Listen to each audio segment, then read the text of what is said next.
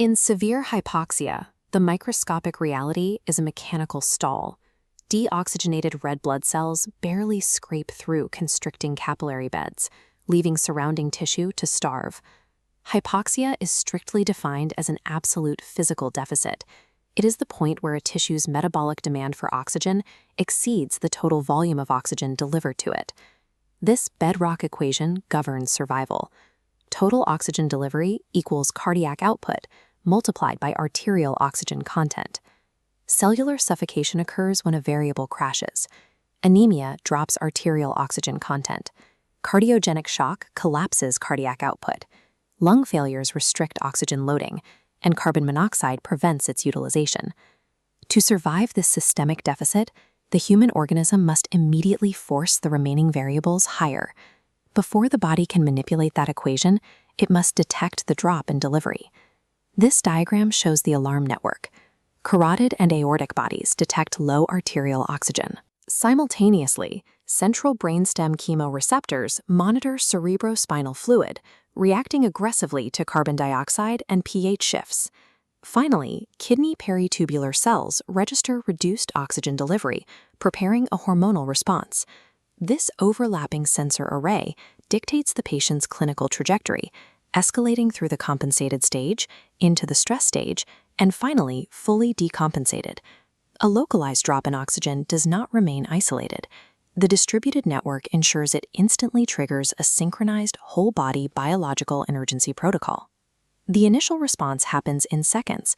The respiratory drive spikes, increasing both the respiratory rate and the tidal volume to maximize the amount of oxygen pulled into the alveoli.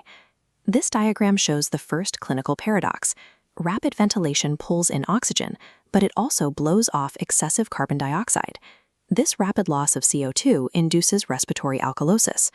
Respiratory alkalosis is an acid-base imbalance characterized by highly alkaline blood, which subsequently forces the blood vessels in the brain to constrict, limiting cerebral blood flow. At the same time, the sympathetic nervous system activates. This drives up heart rate and myocardial contractility, forcing the cardiac output higher to push whatever oxygen is available through the system. To maximize efficiency, systemic blood flow is ruthlessly redistributed. The body shunts perfusion away from the skin and gut, prioritizing strictly the brain and the heart. At the bedside, this manifests as tachycardia, tachypnea, and a cool periphery. Because flow to the brain is preserved, the patient initially maintains alert mentation. Down at the tissue level, cells begin dynamically extracting a much higher fraction of oxygen from the passing blood than they normally would. This diagram shows the oxyhemoglobin dissociation curve shifting to the right. Driven by elevated levels of 2,3 BPG, hydrogen ions, and local carbon dioxide, this chemical shift forces hemoglobin molecules to release their bound oxygen more easily into the starving tissues. 2,3 BPG is a metabolic intermediate inside red blood cells that regulates how tightly oxygen is bound to hemoglobin. This initial compensated phase is a high-speed autonomic sprint. It temporarily rescues the oxygen delivery equation, but demands profound energy expenditure and severe acid-base disruption. If the hypoxia persists for hours to days, the body transitions to a longer-term hematologic adaptation controlled by the kidneys. This diagram shows the renal oxygen sensing pathway. Low renal oxygen delivery stabilizes hypoxia-inducible factor, or HIF. HIF is a protein complex that responds to decreases in available oxygen in the cellular environment. Its stabilization directly triggers the release of erythropoietin, or EPO, into the bloodstream. EPO forces the bone marrow to ramp up red blood cell mass. This creates polycythemia, an abnormal increase in red blood cells. This adaptation increases the hematocrit, artificially raising the arterial oxygen content variable in our delivery equation. The patient now enters the stressed phase. They exhibit fatigue, exertional dyspnea, and struggle to maintain adequate perfusion under physical load. This is where the second clinical paradox emerges. Oxygen delivery requires both content and flow. This diagram shows the physical cost of polycythemia.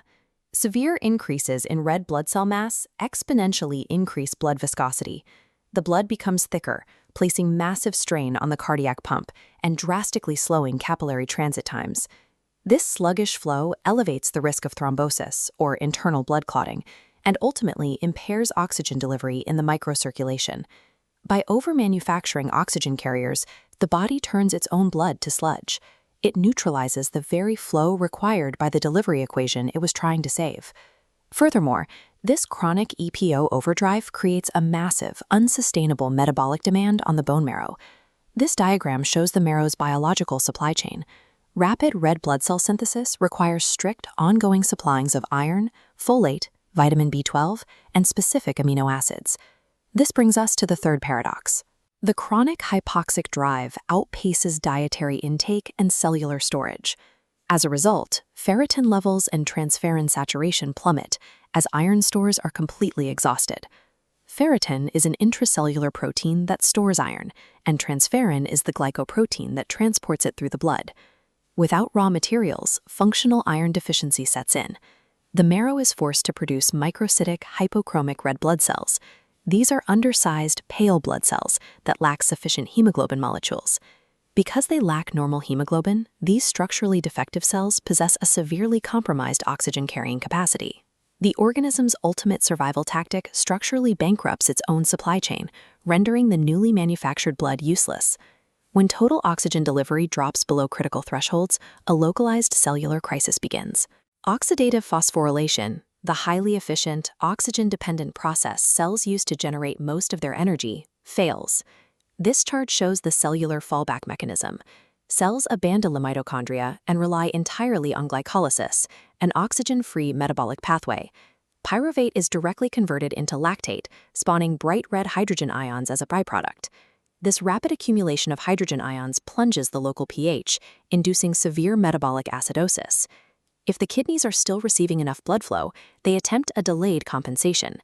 They try to retain bicarbonate and excrete ammonium to chemically buffer the rising acid. Anaerobic glycolysis operates like a toxic payday loan. The cell sacrifices its systemic pH balance for a temporary trickle of ATP, accelerating its own structural demise. The patient now enters the final, decompensated phase. This is the terminal event. Without oxygen, the trickle of anaerobic ATP ceases entirely. ATP, or adenosine triphosphate, is the primary molecular energy source for all cellular functions. This diagram shows the first consequence of zero ATP, immediate failure of the sodium-potassium membrane pumps. With pumps offline, osmotic collapse occurs. Sodium and water flood the intracellular space, swelling the cell. Secondary gradient collapse follows, as massive amounts of calcium flood the cytoplasm. This calcium surge chemically activates destructive enzymes known as proteases and endonucleases. The cell literally begins to digest its own membranes and mitochondria from the inside out. Hypoxia does not cause cells to peacefully shut down. It forces them to mechanically drown and autodigest due to a complete lack of thermodynamic energy. This timeline shows the progression of failure. The body responds to oxygen deficit with rapid breathing and building new red blood cells. But hyperventilation chokes cerebral flow. Polycythemia jams microcirculation, and EPO exhausts marrow's iron supply, leaving blood ineffective as tissues march toward collapse. The human organism's desperate evolutionary fight to maintain the oxygen delivery equation is precisely the mechanism that dismantles it. Effective critical care requires interrupting this lethal cascade before physiological compensation turns into cellular suicide.